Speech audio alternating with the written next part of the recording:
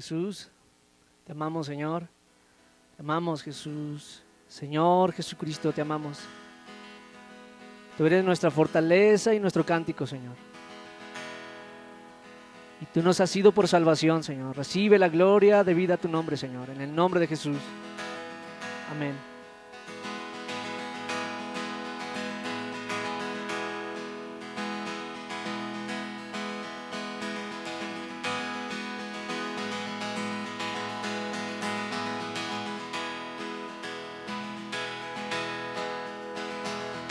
En el principio era el Verbo, y el Verbo era con Dios. En el principio era el Verbo, y el Verbo era con Dios. En el principio era el Verbo, y el Verbo era con Dios. En el principio era el Verbo, y el Verbo era con Dios. Jesús, Verbo de Dios. Aleluya, el Verbo es Dios. Jesús, Verbo de Dios.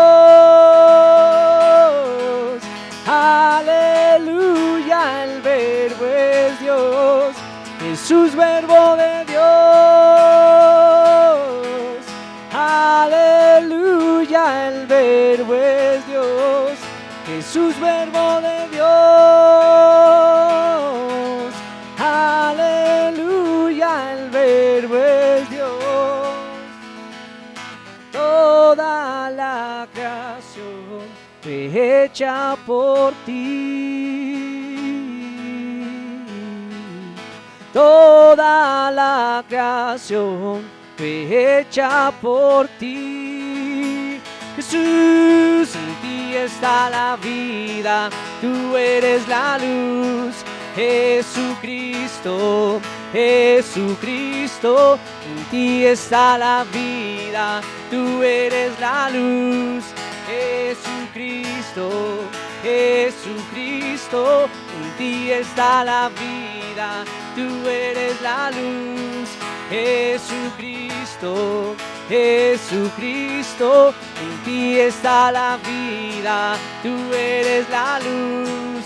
Jesucristo, Jesucristo, eres la vida, eres la luz, eres el Verbo, eres Dios, eres la vida, eres la luz, eres el Verbo, eres Dios, Jesús, Verbo de Dios.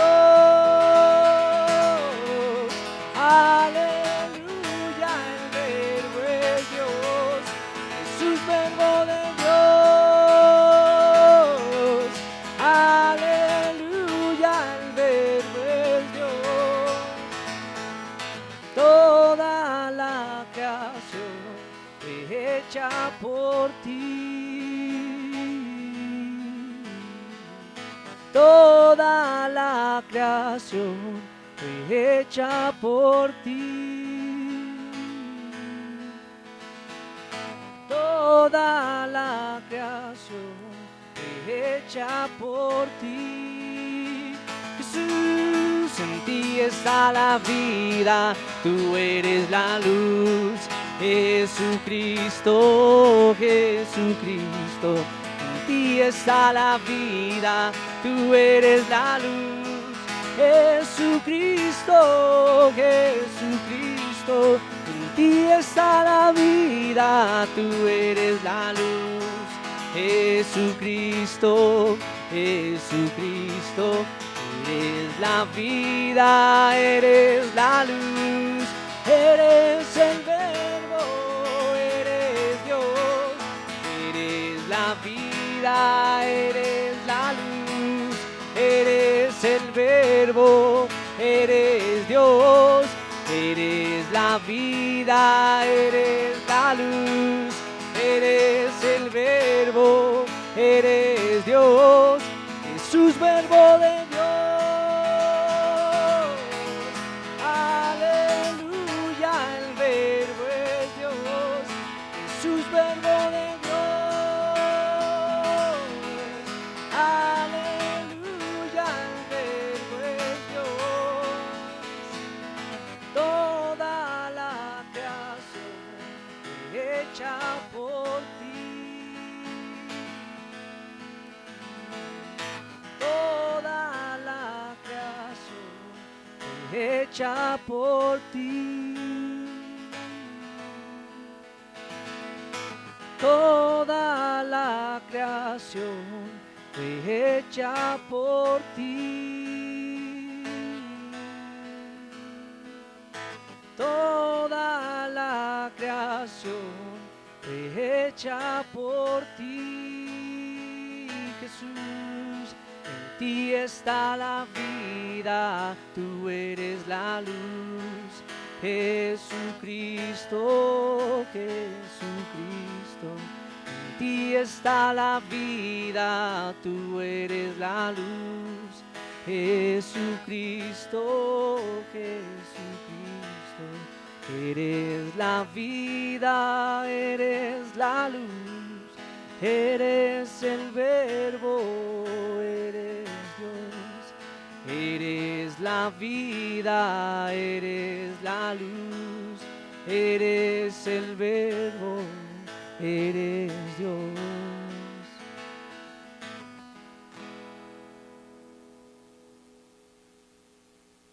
Amén, Jesús. Te amamos, Dios, porque tú eres la palabra, Señor, tú eres el Espíritu y tú eres la vida, Señor. Te amamos, Señor Jesucristo.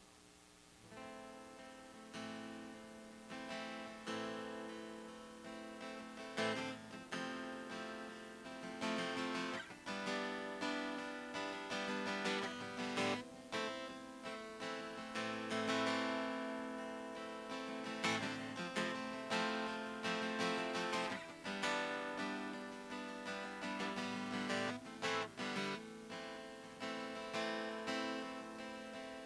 de ti, Señor,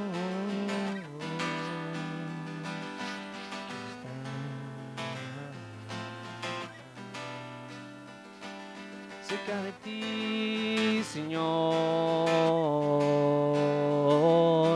quiero estar. Cerca de ti, Señor, yo quiero estar.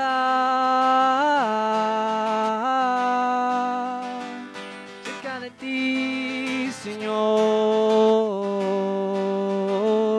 yo quiero estar. Cerca de ti, Señor, yo quiero estar. Para contemplar tu majestad y exaltar ti, Señor.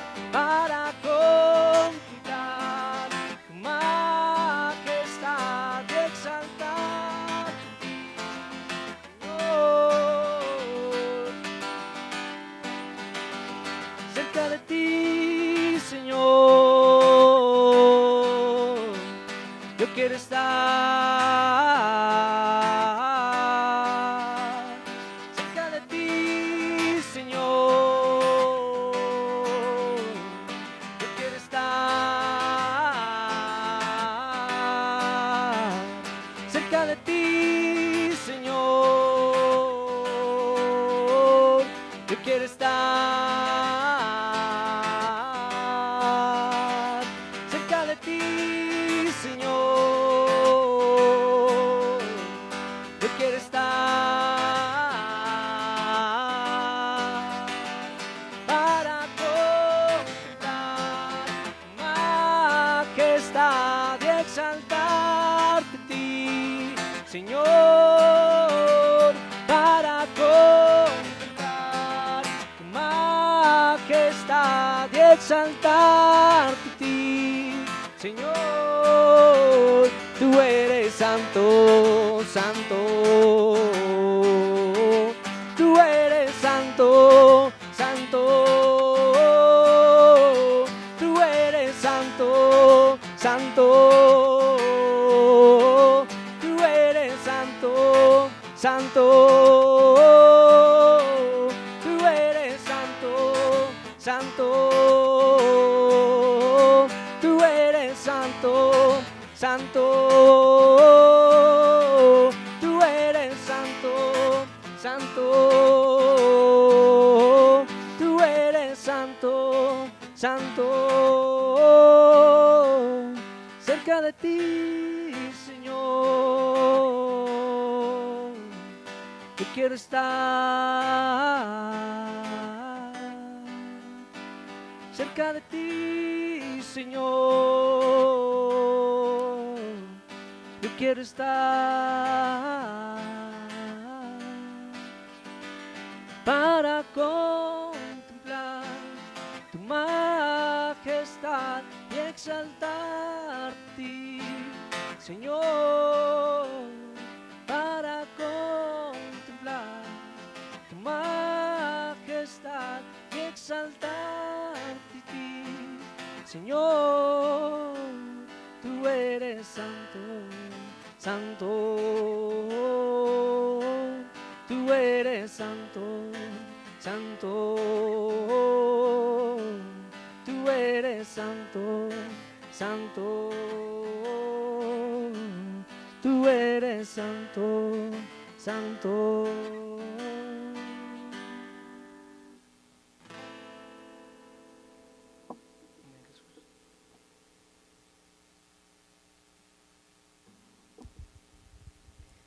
Salmo 118, versículos del 15 al 24.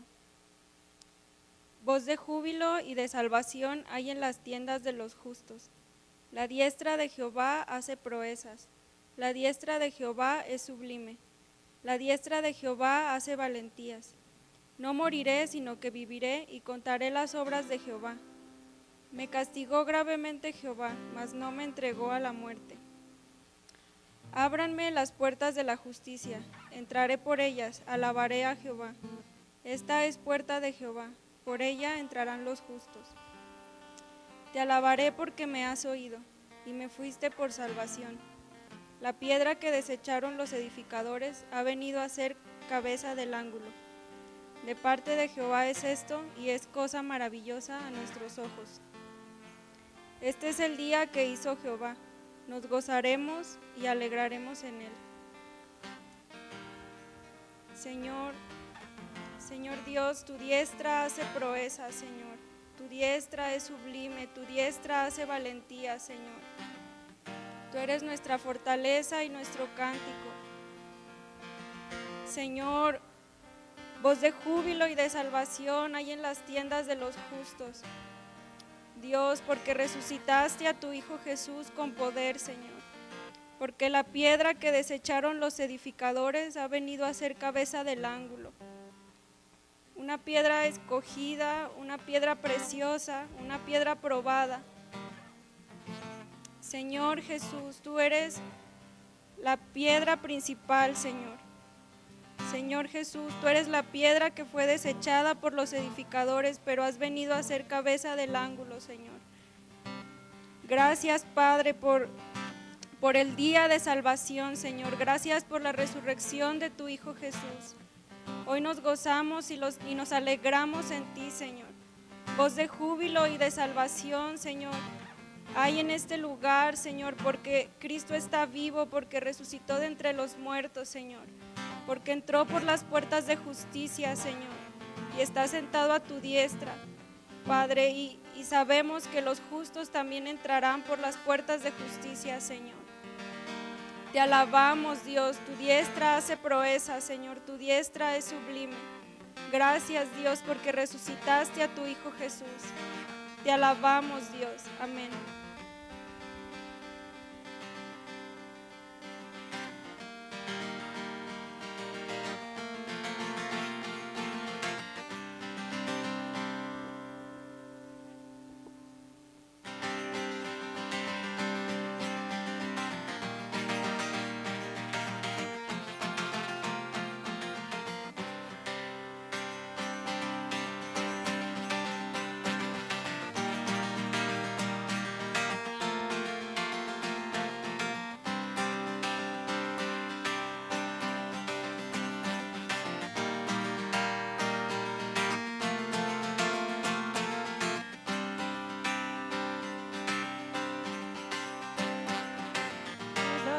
que desecharon los que construían no ser cabeza del ángulo. La piedra que desecharon los que construían vino a ser cabeza del ángulo.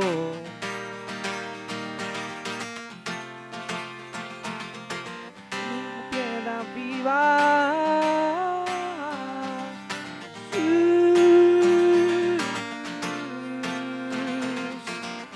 Estás vivo,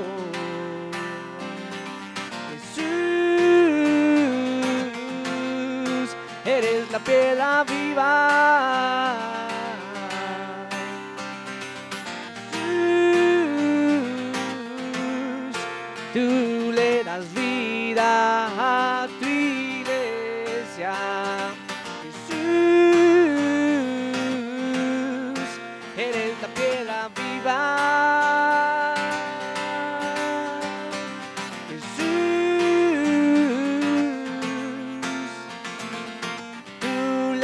Vida a tu iglesia, Jesús,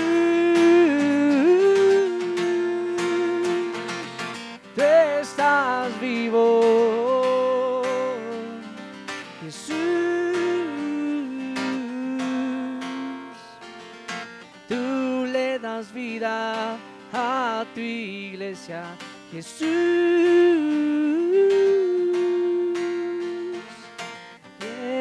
La piedra viva.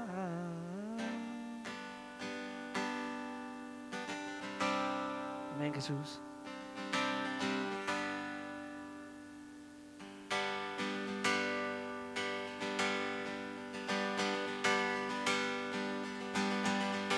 ¿Quién como Jehová? ¿Quién con su poder el mar abrió?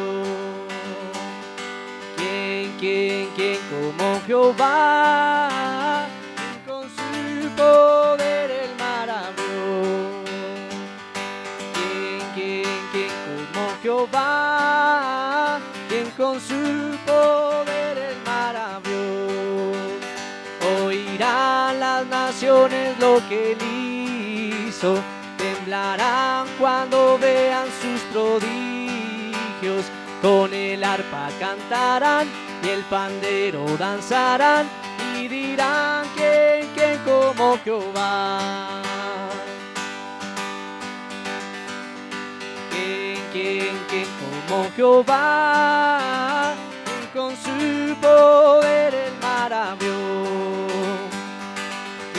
¿Quién como Jehová? ¿Quién con su poder el mar abrió? Oirán las naciones lo que él hizo, temblarán cuando vean sus prodigios.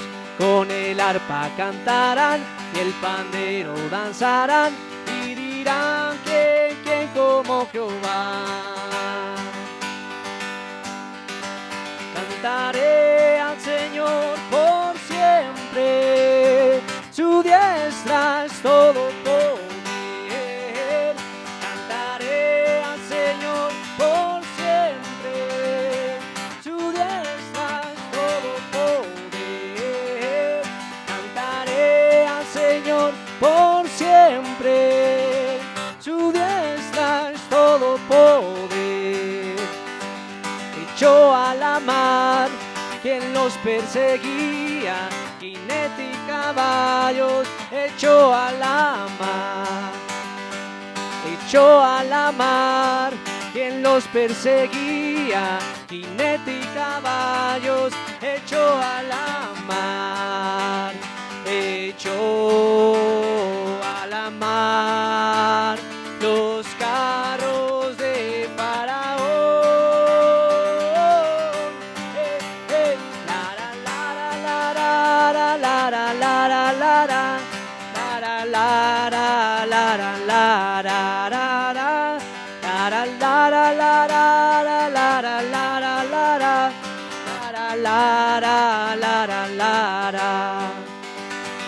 Mi Padre es Dios y yo le alabo.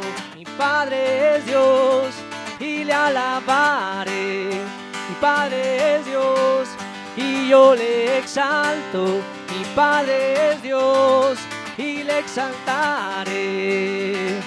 Echó a la mar los carros de Faraón. La la la la la la la la la la la la la la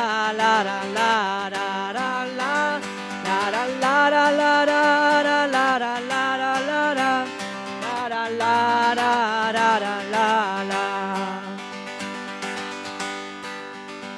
Cantaré al Señor por siempre, su diestra es todo poder. Cantaré al Señor por siempre, su diestra es todo poder. Te amamos, Señor Jesús. Bendecimos tu nombre, Señor. Rogamos, Señor, que impartas, Señor, de tu espíritu y de tu vida por medio de la exposición de tu palabra, Señor. Y aún recibe a Jesús como nuestra ofrenda de olor grato a ti, Padre, en el nombre de Jesús. Amén. Hola, hermanos, reciban un saludo afectuoso. Pues es un gusto que podamos volvernos a comunicar a través de este tipo de enseñanzas que estamos teniendo. Y pues bueno, vamos a orar antes de iniciar para poner este tiempo en manos de Dios. Así que vamos a orar. Señor Jesús, invocamos tu nombre. Gracias porque tú eres nuestro refugio continuo, Señor. Gracias porque tú eres nuestra esperanza, porque tú eres nuestra bendición, Señor, porque tú eres nuestro suministro de vida, porque tú eres nuestra roca, nuestro sustento. Eres el que vela por nosotros, tu iglesia, y te bendecimos y te damos gracias. Señor, pues pedimos que bendigas este tiempo de comunión contigo y con tu palabra. Señor, que pues hoy nos enseñes un poco más de ti. Así que ponemos este tiempo en tus manos y te rogamos en el nombre de Jesucristo que tu paz gobierne sobre cada corazón, Señor, sobre cada pensamiento de nuestros hermanos, Señor, y que tú seas glorificado en el nombre de Jesucristo. Bendice este tiempo con tu presencia, Señor, con tu palabra que pueda correr, con tu palabra que pueda ser glorificada entre nosotros, con tu palabra que haga una obra en el corazón de cada uno de los que estén escuchando esta plática. Te lo ruego en el nombre de Jesucristo. Amén. Amén. Pues vamos a continuar con lo que estamos viendo, Daniel capítulo 8, y estamos hablando del versículo 13, del versículo 14, donde hay una pregunta, versículo 13, de un ángel y una respuesta, versículo 14, de otro ángel. ¿Qué es lo que se preguntan estos? Bueno, en pocas palabras, un ángel suelta una pregunta que en el versículo 13 podemos ver y abarca 4 cosas. ¿Cuándo se van a detener todas estas injusticias, estas atrocidades que se están realizando en contra del ejército de Dios, del templo de Dios, el freno del continuo sacrificio y el colocar la abominación desoladora, que en estos tiempos de Antíoco Epifanes pues fue colocado allí un ídolo de Júpiter o de Zeus dentro del templo de Dios? Entonces un ángel hace la pregunta al otro ángel: ¿hasta cuándo van a durar estas atrocidades que se están cometiendo, esta profanación en contra del santuario, en contra del continuo sacrificio, en contra del pueblo, del ejército de Dios? ¿Sí? ¿Hasta cuándo se van a detener los sacrificios diarios que le presentamos a Dios? Y el otro ángel, versículo 14, da una respuesta muy concreta y dice: 2300 tardes y mañanas después será purificado el templo o el santuario. Entonces hemos estado hablando un poquito de esto, vamos a seguir hablando. Lo último que vimos también es en estos tiempos de Antíoco Epifanes hubo un sacerdote llamado Matatías, ¿sí?, que antes de su muerte pudo animar a sus hijos, a 5 de sus hijos, y para que ellos pudieran pues hacer algo, porque porque estaba siendo profanada la ciudad de Dios, ese lugar que es amado por Dios, Jerusalén, el templo de Dios, estas cosas que hemos visto en otros estudios que son partes de las delicadezas de Dios estaban siendo profanadas. La ciudad santa, el templo santo, el pueblo santo de Dios y por supuesto todos estos instrumentos, estos muebles santos y sagrados que estaban dentro del santuario de Dios, estaban siendo profanados. Entonces las delicadezas de Dios estaban siendo ultrajadas. Y este hombre Matatías, antes de morir, pues les da una palabra de aliento a todos sus hijos para que tomen cartas en el asunto, para que no se queden así, para que no se conformen ante la profanación que se está llevando a cabo con estas delicadezas de Dios. Y bueno, este hombre Matatías les habló a sus hijos, ¿no? Les habló de muchos personajes que son muy significativos en la escritura. Les habló de Abraham, les habló de José, de Finés, de Josué, de Caleb. Les habló de Elías, de Ananías, de Misael, de Azarías, y también les habló de Daniel. Esto es muy interesante porque esto significa que estos hombres, al menos Matatías, ¿sí? Tenía un conocimiento de la escritura, tenía un conocimiento pues de la palabra de Dios, y esto mismo lo transmitía a sus hijos. Pero es interesante que este hombre Matatías, dentro de estas palabras inspiradas para motivar a sus hijos, para que no se queden conformes con esta profanación que estaba viviendo el pueblo de Dios, el santuario de Dios, etcétera, ¿sí? Les comienza a hablar de estos hombres que nos habla la palabra de Dios, pero los motiva y también menciona a los 3 jovencitos de los que se menciona en Daniel, ¿sí? De Misael, de Azarías y de Ananías, ¿sí? Y de Daniel. Esto significa que Matatías conocía lo que estamos nosotros estudiando en el libro de Daniel. Este hombre Matatías conocía la palabra de Dios, y con esto estaba inspirando a sus hijos, estaba dándoles un mensaje de despedida, así como lo hizo Jacob con sus 12 hijos antes de morir, ¿sí? Y Moisés también antes de morir con las 12 tribus de Israel. Bueno, pero este hombre Matatías conocía el libro de Daniel, les hizo referencia a estos 3 jovencitos, Ananías, Azarías y Misael, ¿sí? Que fueron arrojados al horno de fuego, y también les hizo referencia a Daniel, ¿sí? El capítulo 6, donde fue arrojado al foso de los leones. Esto significa que seguramente este capítulo 8 que nosotros estamos estudiando de Daniel también fue leído, amados hermanos, por este hombre Matatías, y también seguramente sus hijos conocieron este libro de Daniel. Qué importante es que podamos conocer este libro de Daniel. ¿Por qué? Porque no solamente estos hombres, los hijos de Matatías, experimentaron lo que estaba profetizado, lo que iba a suceder en sus tiempos, pero también esto quedó registrado como un antecedente para un hecho que se va a volver a presentar en un futuro no muy lejano. Entonces es interesante, este hombre Matatías, insisto, su nombre significa don o regalo de Dios. Qué importante es que en medio de la iglesia podamos tener hombres y mujeres que sean un don de Dios, un regalo para Dios.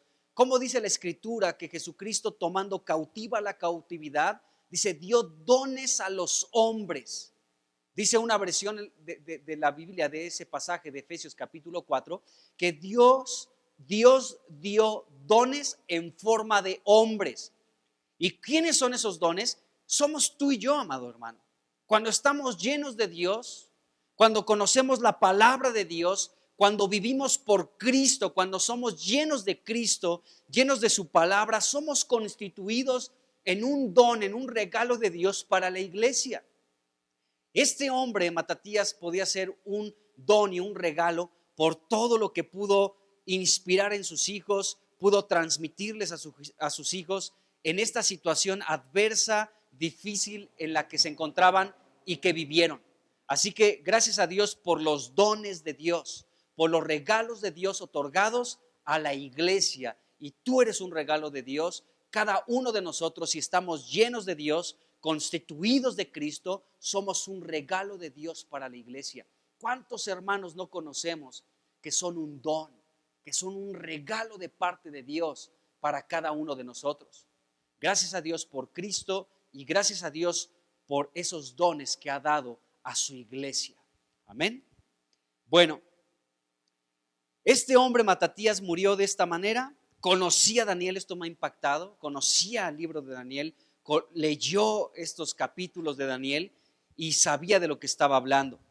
Bueno, entonces, después de que murió este hombre, sus hijos comenzaron a pelear y después de algunas victorias, ellos comenzaron a trabajar para purificar el templo que fue profanado. Hablemos un poquito de estos sucesos que nos presenta la historia en estos tiempos de Antíoco Epifanes, que Daniel muchísimos años antes profetizó y se cumplieron.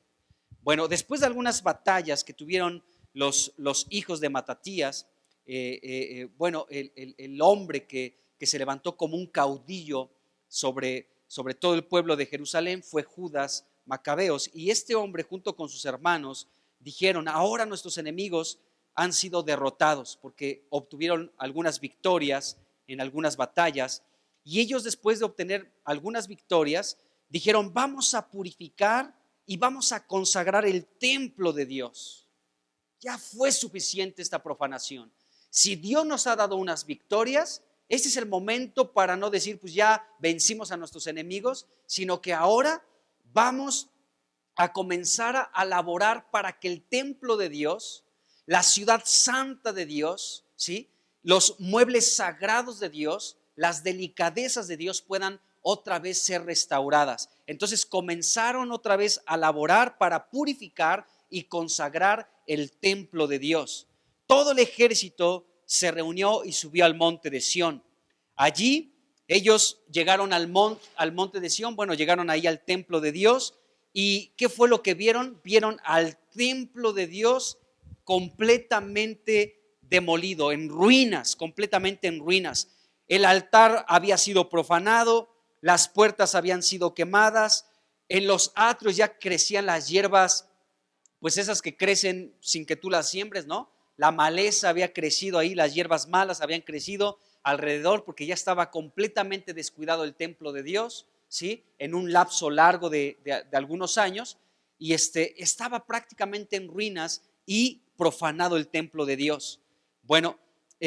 Las habitaciones estaban destruidas también. Entonces, cuando estos hombres llegaron al templo de Dios, al ver la condición física del templo, ¿sí?, la profanación que se había llevado ahí a cabo y cómo todo estaba prácticamente destruido, ellos rasgaron sus ropas y dieron muestras de un intenso dolor por lo que había sucedido.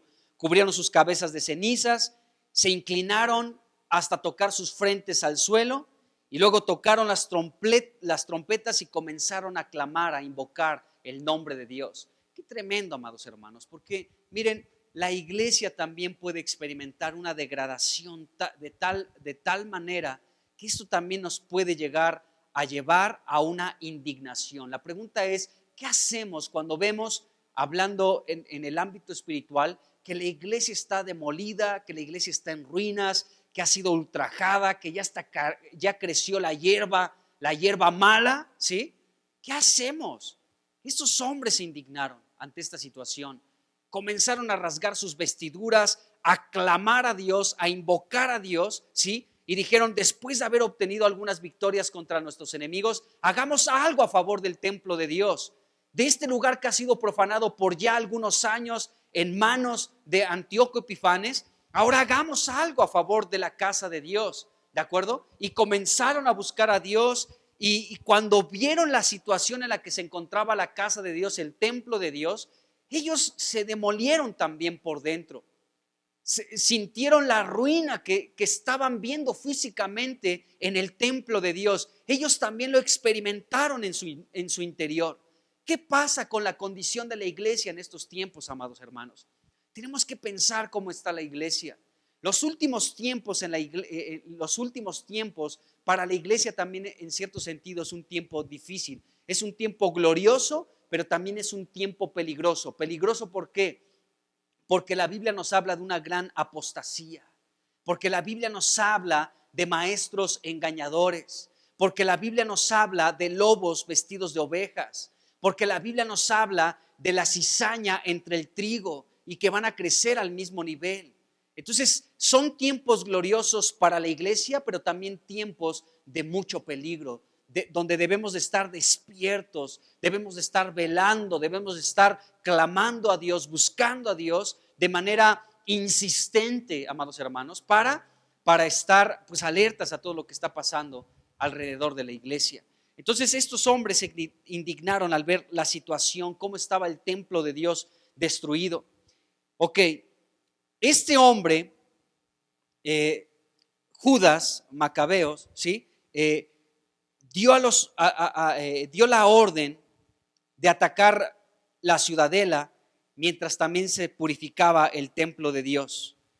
Escogió sacerdotes de una conducta intachable, que cumplieran la ley de Dios, que conocieran la ley de Dios, que tuvieran una conducta intachable, para que ellos pudieran comenzar a purificar el templo, ¿sí? Y para llevarse las piedras que habían sido profanadas a un lugar que no fuera sagrado. Entonces estuvieron pensando qué hacer con el altar del holocausto que había sido profanado. Acuérdense que este altar del holocausto, donde se presentaban los sacrificios diarios a Dios, sobre ese mismo altar del sacrificio fue montado por Antíoco Epifanes un altar, ¿sí?, pagano. Entonces, como fue ultrajado este altar del holocausto, ellos estaban pensando qué hacer con este altar del holocausto que fue profanado. Había sido profanado por un largo tiempo, se sacrificaron allí cerdos, que eran animales inmundos según Levítico, ¿sí? Y entonces a todos estos hombres se les ocurrió la gran idea de destruir ese altar del holocausto. Entonces se les ocurrió esa idea. ¿Fue de Dios? No lo sé, pero esta fue la idea que tuvieron ellos. Dijeron, bueno, por fin ellos se les ocurrió esta idea. Vamos a destruir este altar del holocausto. ¿Para qué? Para que no fuera una continua acusación en contra de ellos, puesto que los paganos sí habían profanado constantemente este altar del holocausto. Así que demolieron el altar, lo demolieron. Eso pasó en la historia con este altar que fue profanado por Antíoco Epifanes, con otro altar encima de ese mismo altar, un altar pagano, y donde también se sacrificaban animales inmundos. Bueno, ellos tuvieron esa gran idea, habrá sido de Dios o no, no lo sé, pero es lo que hicieron. Demolieron el altar del holocausto, lo demolieron completamente. Después de esto, colocaron las piedras en una de las colinas del templo, en un lugar apropiado, hasta que viniera un profeta. Estaban esperando estos sacerdotes que viniera un profeta que les pudiera indicar qué tenían que hacer con esas piedras que pertenecían, que formaban parte, digamos, de ese altar, y ahora qué iban a hacer con ellas. Ya lo destruyeron, lo pusieron por ahí, ahora qué hacemos con esas piedras. Estaban esperando que llegara algún profeta de Dios para que les diera una palabra de Dios, les diera una indicación de Dios de qué hacer con eso.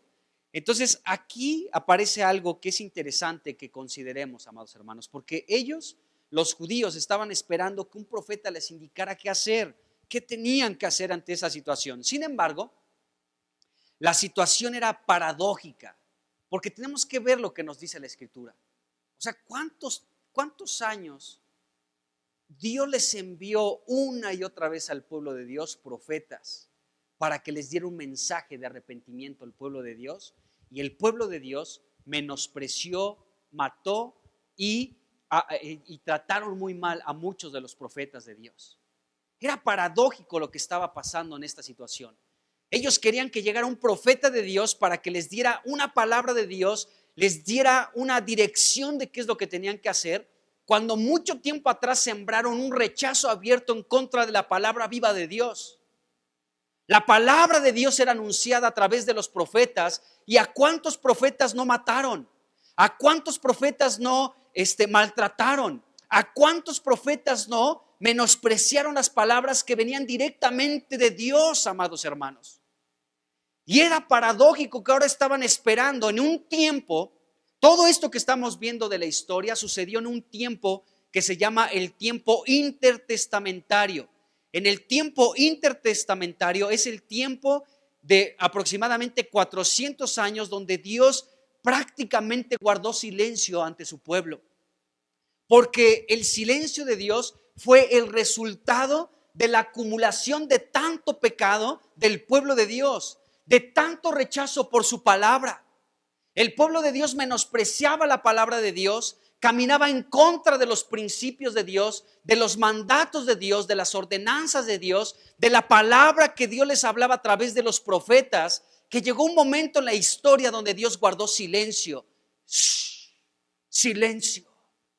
¿No me quieren escuchar? Ya no digo nada. Yo creo que eso es lo más terrible que puede pasarle a un ser humano, a un cristiano, a un hijo de Dios, que Dios guarde silencio. En nuestras lecturas, si vas con el plan de lectura hemos leído, por ejemplo, al primer rey de Israel llamado Saúl. Cuando él ya estaba pecando, ya había sido desechado por Dios, recuerden que consultó a una mujer que invocaba los espíritus de los muertos, ¿recuerdan? ¿Sí? ¿Por qué razón Saúl llegó a ese punto? Porque dice la Biblia que Dios ya no le hablaba a Saúl ni por medio de profetas, ni por medio de sueños, ni por medio de el Urim y el Tumim. Ya no le hablaba a Dios de ninguna manera. Dios guardó silencio. ¿Por qué? Porque Dios había sido muy claro con Saúl. Le había delegado algunas situaciones. Saúl, a los amalecitas destrúyelos. No dejes con vida a nadie. Y esta instrucción fue violada por Saúl. Saúl menospreció la instrucción de Dios. Le hizo más caso al pueblo que a la palabra que provenía de Dios. Y Dios lo desechó. ¿De acuerdo? Entonces, este Saúl estaba atemorizado por el ejército filisteo porque era innumerable. Entonces él estaba espantado y decía, ¿ahora qué voy a hacer? O sea, estoy súper espantado porque se va a desatar una guerra contra el pueblo enemigo, contra los filisteos, ¿sí? Y eso le atemorizaba. Pero fíjense, le atemorizaba más el ejército enemigo y no tenía tanto temor porque Dios no le hablara. Yo creo que Saúl más bien tenía que estar súper atemorizado, no por el ejército que tenía enfrente, por el innumerable ejército filisteo. No tenía que estar atemorizado por esa situación. Su mayor temor tendría que ser, oye, Dios ya no me habla. Comienzo a buscarlo y no me da palabra, ni por visión, ni por profeta, ni por ningún medio. Ya no me está hablando Dios. Eso sí me debe de llenar de terror, no el ejército que tenía enfrente. Y esto orilló a Saúl a cometer una locura, consultar a una medium, a una bruja, a una encantadora, a alguien que evocaba los espíritus de los muertos. Entonces está terrible.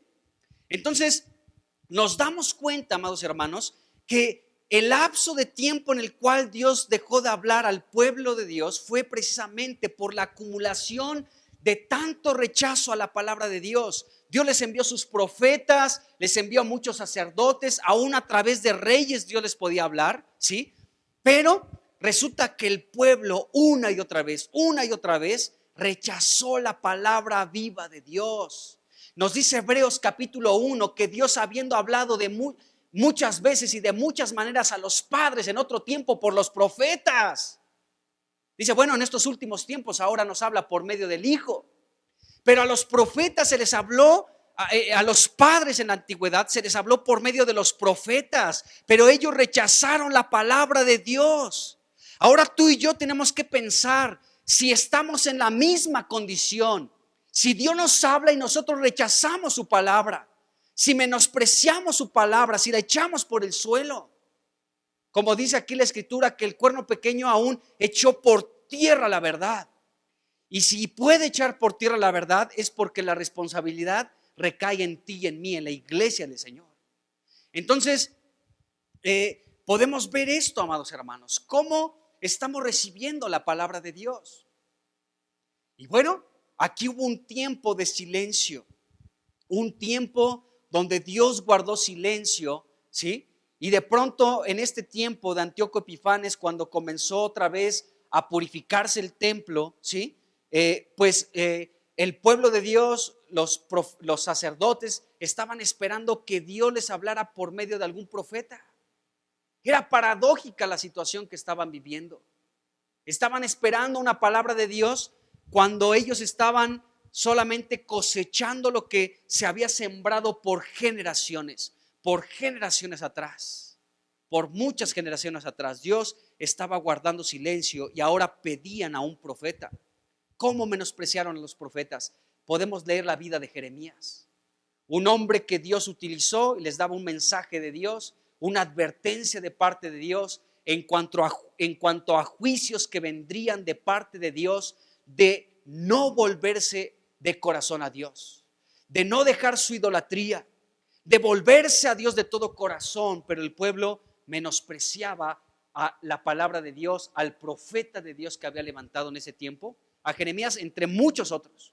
Pero Jeremías es muy significativo. Por más de 20 o 25 años estuvo insistiendo de parte de Dios: vuélvanse a Dios, dejen sus malos caminos, dejen la idolatría. Dios viene con un juicio sobre ustedes, pero los va a perdonar si se vuelven a Él de todo corazón. ¿Y qué es lo que hacía el pueblo? Menospreciaban a este profeta de Dios y a muchos otros. Entonces, bueno, ¿cuál es tu situación y la mía?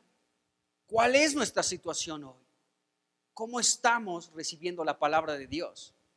Bueno, esto era algo que también se vivió en estos tiempos intertestamentarios de silencio de parte de Dios. Bueno, los judíos entonces, después de demoler el altar, ¿de acuerdo? El altar del holocausto, que fue gravemente profanado, ¿sí? Ellos decidieron demolerlo y estaban esperando a un profeta de Dios que les indicara qué tenían que hacer. Entonces estaban esperando algo de parte de Dios. Ellos deseaban escuchar un mensaje de Dios, una palabra de Dios que los pudiera guiar, pero no había profetas en ese tiempo, no había profetas de Dios que les indicaran qué hacer. Así que no iba a haber ningún profeta en estos tiempos hasta la manifestación, según nos enseña la Biblia, de Juan el Bautista. Hasta esos tiempos es que se levantó otra vez por parte de Dios un profeta. 400 largos años de un silencio.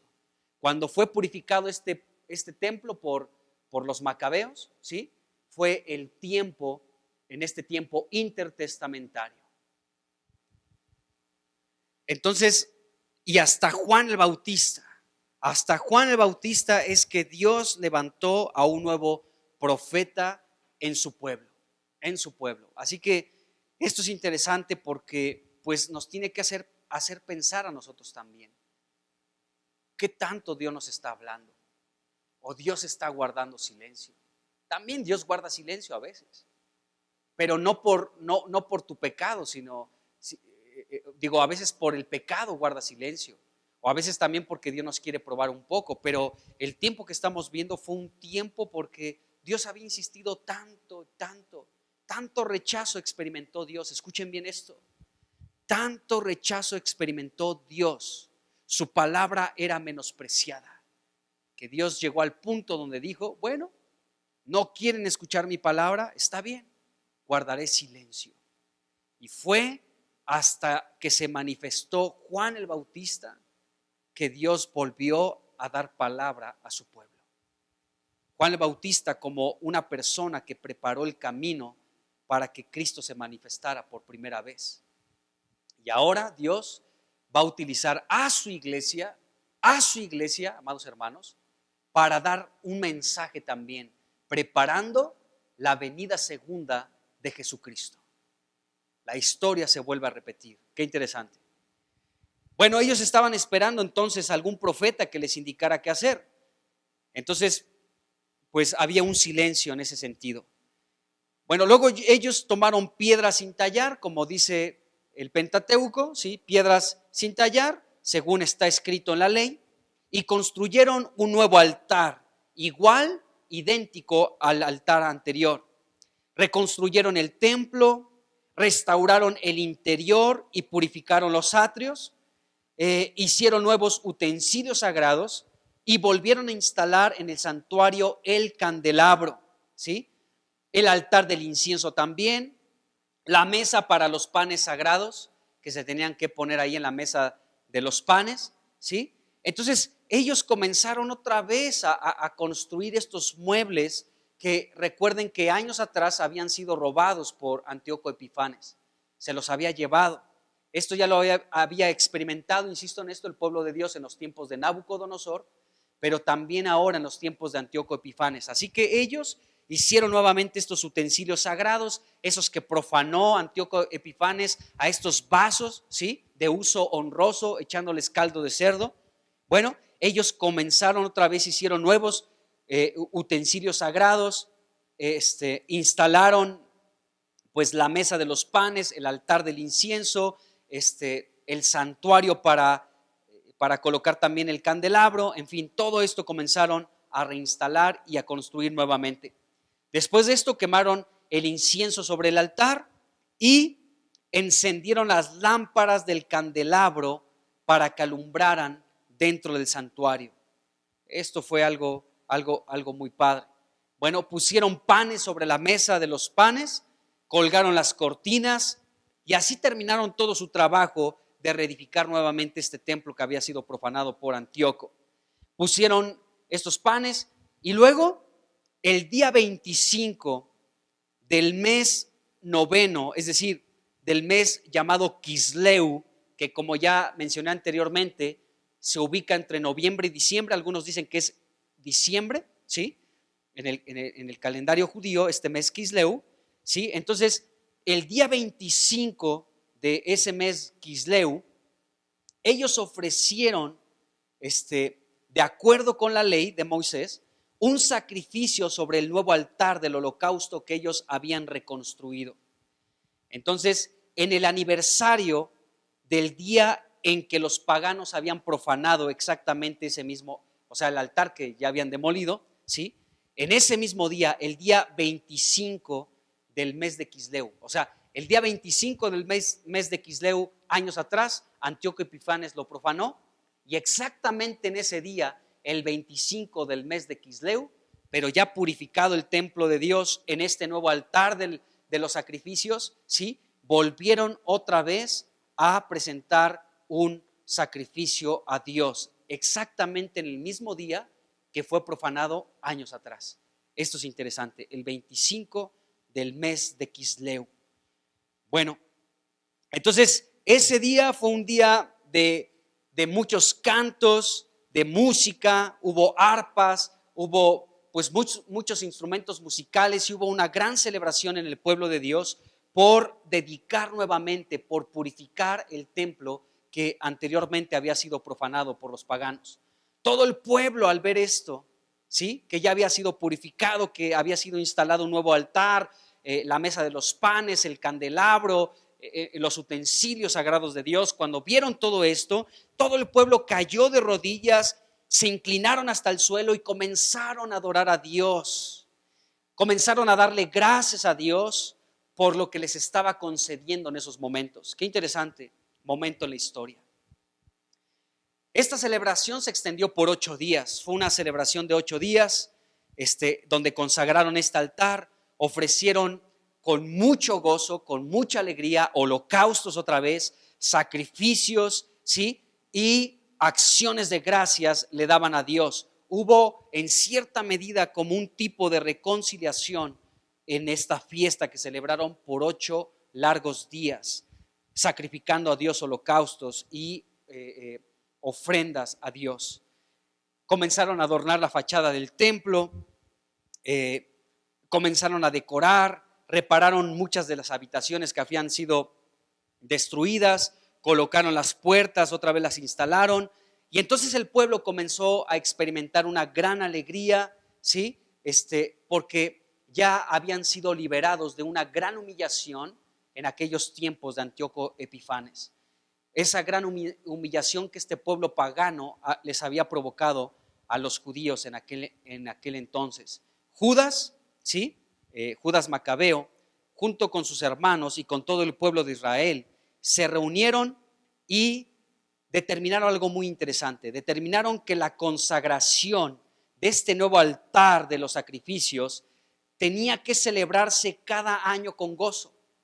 Entonces, en este tiempo de los macabeos, ¿sí? En este tiempo de Judas Macabeo, ellos decidieron esto, determinaron que se tenía que celebrar cada año con gozo, con alegría, durante 8 días. Tenían a partir del día 25 del mes Quisleu, ellos tenían que celebrar esta fiesta de la dedicación del templo de Dios, de que nuevamente fuera puesto en un uso santo para Dios, ya no con la profanación que vivió en los tiempos de Antíoco Epifanes. Entonces, una vez que fue otra vez el templo restaurado, el templo fue purificado, este altar comenzó a funcionar y comenzaron a presentar sacrificios a Dios. Entonces ellos determinaron, ¿saben qué? Vamos a hacer algo. Cada año, a partir del día 25 del mes Quisleu, durante 8 días, vamos a hacer una fiesta por esta dedicación que estamos realizando en el templo de Dios. Y esto fue muy interesante. Entonces la purificación de este templo es llamada como la fiesta de la dedicación, y eso es muy interesante. ¿Por qué es interesante esto que hicieron en los tiempos de Antíoco Epifanes? Bueno, después de que fue restaurado este templo de Dios, es muy interesante porque el Señor Jesucristo participó de la festividad de esta fiesta de la dedicación. Él participó de esto. Él como que aprobó esta situación con su presencia muchísimos años más adelante. Y de esto nos habla Juan capítulo 10. Es interesante, vamos ahí, Juan capítulo 10. Y es interesante también por el contexto en el que Jesucristo fue a esa fiesta de la dedicación. Fue en el contexto, si tú recuerdas, Juan capítulo 10, Jesucristo ahí se presenta como el pastor, como la puerta, como los pastos, como tengo otras ovejas que van a ser reunidas también para que yo sea su pastor. Y comienza ahí a hablar de su muerte, de su resurrección. Por ejemplo, ahí en el capítulo 10 de Juan, dice el versículo 14, yo soy el buen pastor y conozco mis ovejas y las mías me conocen. Y sabemos todo lo que dice aquí, ¿no? O sea, como el ladrón vino para hurtar, vino para matar, vino para destruir. Eso lo dice en el versículo 10. Yo soy el buen pastor su vida da por las ovejas, ¿sí? Y de pronto suelta unos versículos, unas palabras llenas de vida y están impresionantes. Versículo 17 y 18 dice, por eso me ama el Padre, porque yo pongo mi vida, dijo Jesús. Yo pongo mi vida para volverla a tomar. Dice, nadie me la quita, versículo 18, nadie me la quita, sino que yo de mí mismo la pongo. Tengo poder para ponerla y tengo poder para volverla a tomar. Ese mandamiento recibí de mi Padre. Y luego dice aquí, sigamos leyendo, dice, volvió a haber disensión entre los judíos por estas palabras. Muchos de ellos decían, demonio tiene. Fíjense lo que opinaban de Jesús. Demonio tiene. Dice, y está fuera de sí, es decir, está loco, está enajenado. Dice, ¿por qué lo oyen? Pobre loco endemoniado, ¿qué ganan con estar escuchando a este Jesús?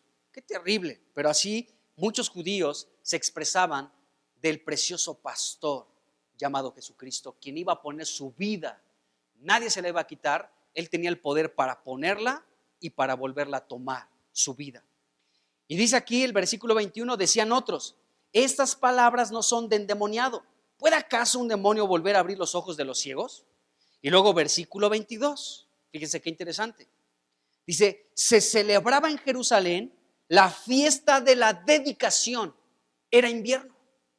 Esta fiesta de la dedicación es de lo que estamos hablando. En el tiempo de Judas Macabeos, el día 25 de Quisleu, dicen que era 25 de diciembre, es donde otra vez se pudo purificar el templo de Dios, se pudieron volver a presentar sacrificios a Dios, colocar panes en la mesa de la presencia de Dios, ¿sí? Colocar el candelabro en su lugar, restaurar los cuartos, las habitaciones, las puertas, en fin, a purificar, ¿sí?, el templo de Dios en el día 25 del mes Quisleu, ¿sí? Y ellos decidieron que cada año iban a celebrar esa purificación y llamaron a esa festividad la fiesta de la dedicación.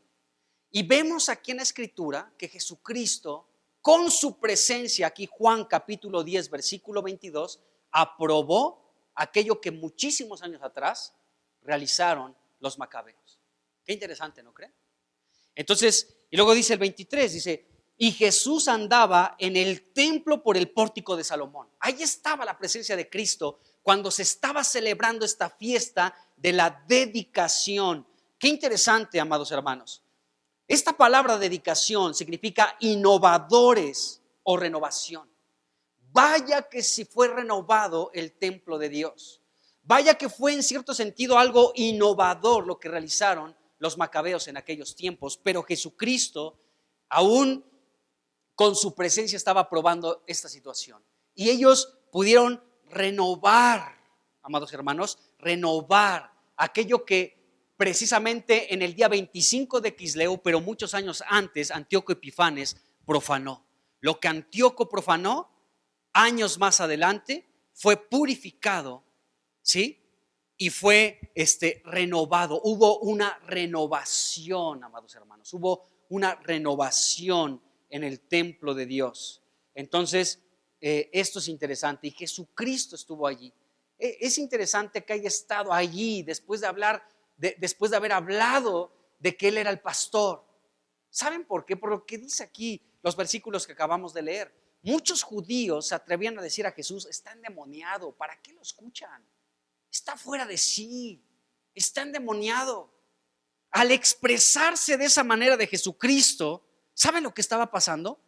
Estaban profanando el verdadero templo de Dios, que es Jesús. Jesús mismo en este evangelio de Juan, en el capítulo 1, dijo: destruyan este templo y en 3 días lo levantaré. Y dice la Biblia ahí en el capítulo 1 que Jesucristo estaba hablando de su propio cuerpo. Él estaba hablando de su cuerpo que tenía que ser crucificado, que tenía que morir en la cruz para resucitar al 3er día. Destruyan este templo y en 3 días lo levantaré. Estaba hablando de su muerte en la cruz y de su resurrección. Pero también el templo más adelante tenía que ser destruido en el año 70 después de Cristo por un emperador romano llamado Tito, que también destruyó el templo de Dios. Pero Jesucristo estaba hablando de su propio cuerpo. Pero es interesante que aquí los judíos, en cierto sentido, estaban profanando ese precioso templo de Dios llamado Jesús. Porque Jesús es la realidad del tabernáculo, del templo de Dios. Ahora nosotros somos también ese templo donde Él es la cabeza. Somos la iglesia, el cuerpo de Cristo. Somos el edificio espiritual de Dios. Pero aquí estaban otra vez como profanando los mismos judíos el precioso templo de Dios que es Jesucristo. Porque ellos decían: demonio tiene. Imagínense qué clase de profanación. A Jesucristo le dijeron: blasfema, porque seas igual que Dios. Y blasfemaron en contra del Espíritu y decían: por el espíritu de Belcebú echa fuera demonios. A Jesucristo lo estaban profanando constantemente. Él es el verdadero templo de Dios. Qué tremendo.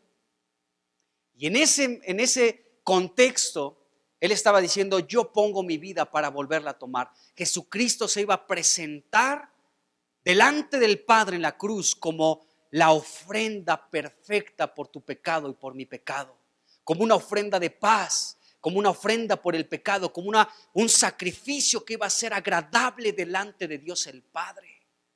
El templo, aquí los judíos lo estaban profanando otra vez en la persona de Cristo al decirle: demonio tiene.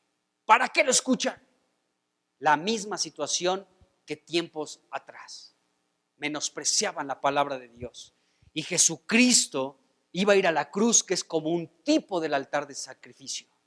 Ahí se presentaban los sacrificios en el altar del sacrificio, y allí es como un tipo de la cruz de Cristo. Qué tremendo.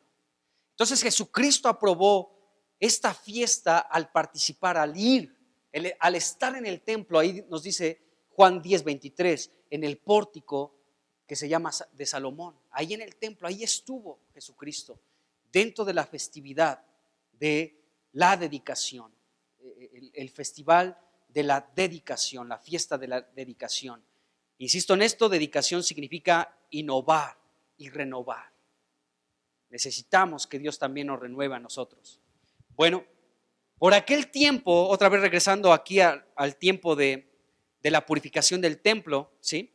Por aquel tiempo construyeron alrededor del monte del Sión una muralla también con torres fortificadas para que no vinieran otra vez pueblos paganos y profanaran estos lugares como lo habían hecho anteriormente. Judas Macabeo puso allí una guarnición para defender el monte de Sión y fortificó algunos lugares para que tuvieran defensa en contra de los pueblos extranjeros que quisieran otra vez pues maltratar a la ciudad de Dios. Entonces esto es interesante. Entonces, como a manera de resumen, este hombre, Judas Macabeo, es interesante. Macabeo significa martillo. Un hombre que martilló muchas cosas, derribando muchas cosas, peleando muchas batallas. Bueno, este hombre y sus seguidores pues reconquistaron el templo y la ciudad de Jerusalén. Destruyeron los altares que estaban construidos por los paganos en muchas ciudades, en muchas de las plazas que estaban allí, ¿sí? Y bueno, ellos pues derribaron todos esos lugares también, los lugares de culto que en los tiempos de Antíoco Epifanes se levantaron en toda la ciudad, en diferentes lugares. Después de que purificaron el templo, después de que construyeron este nuevo altar del sacrificio, golpearon una piedra contra otra y sacaron fuego y ofrecieron con él un sacrificio. También quemaron incienso, encendieron las lámparas, ¿sí? Y presentaron los panes consagrados. Ya hacía 2 años que los sacrificios se habían interrumpido. Por 2 años, por lo menos, estos sacrificios se habían interrumpido. Después de esto, inclinados con la frente al suelo, como lo leí anteriormente, pidieron a Dios que no volviera a dejarlos a sufrir tantas calamidades como en los tiempos de Antíoco. Que en caso de que ellos volvieran a pecar, o sea, esta fue como una oración de todos ellos, en caso de que volvamos a pecar, corrígenos con bondad, pero no nos entregues en manos de paganos salvajes que injurian tu nombre, Dios. Entonces el templo fue purificado en la misma fecha, esto es muy interesante, en la misma fecha en que había sido profanado por los paganos, es decir, como ya mencioné anteriormente, el día 25 del mes de Quisleu.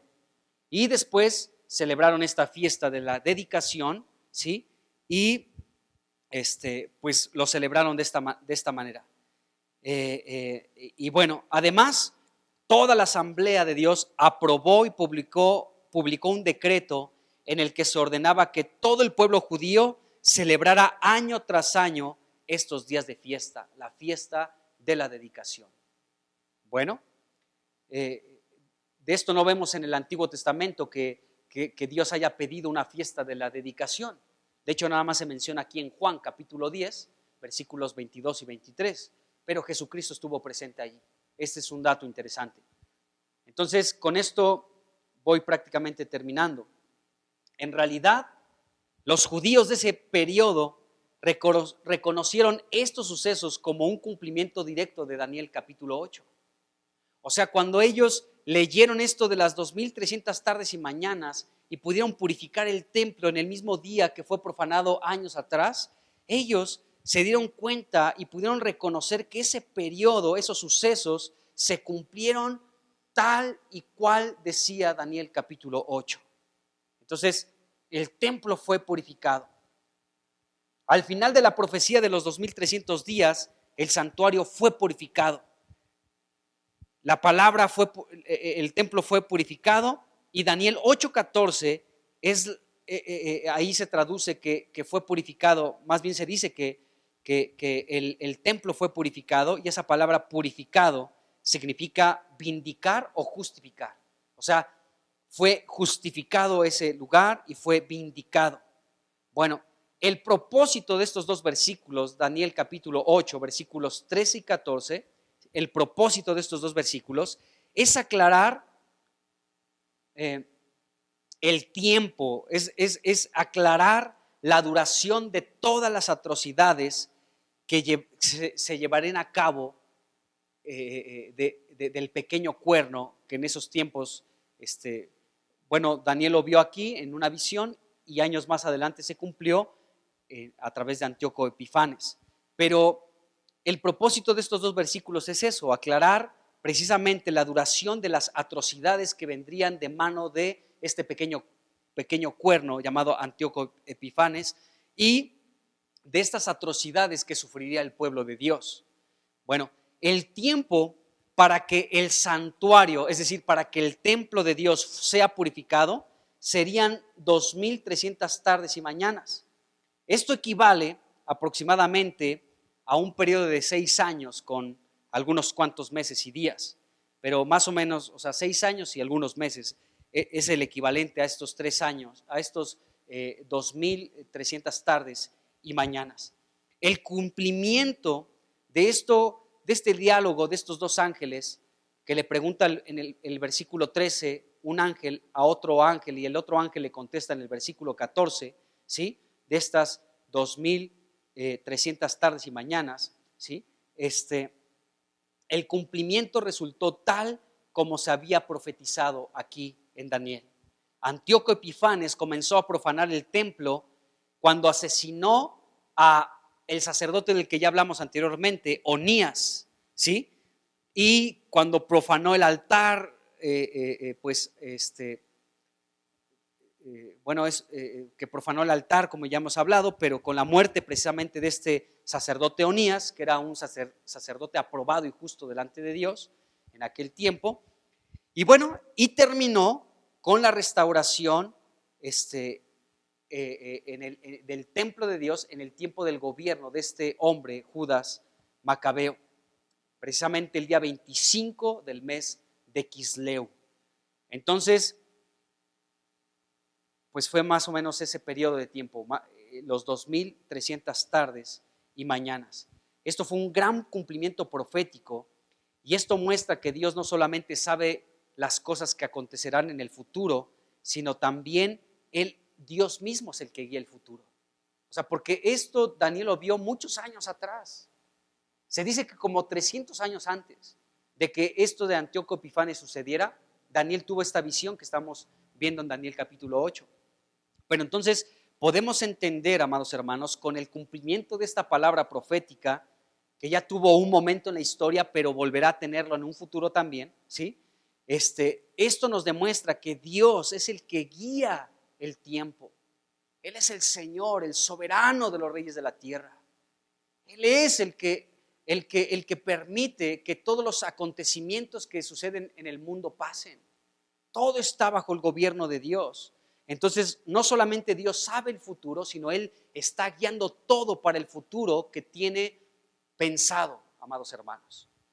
Bueno, entonces esto de Daniel capítulo 8, versículo 13 y 14, ya tuvo un cumplimiento en la historia con la purificación de este templo en los tiempos de Judas Macabeo.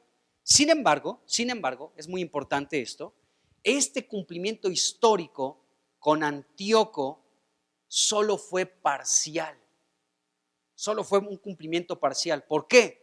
Porque el mismo Señor Jesucristo, muchos años después, ¿sí? De que tuvo lugar esto de la profanación de este templo en los tiempos de Antíoco Epifanes, volvió a hacer referencia a esta misma profecía de Daniel capítulo 8, que señala que nuevamente va a ser profanado el templo de Dios.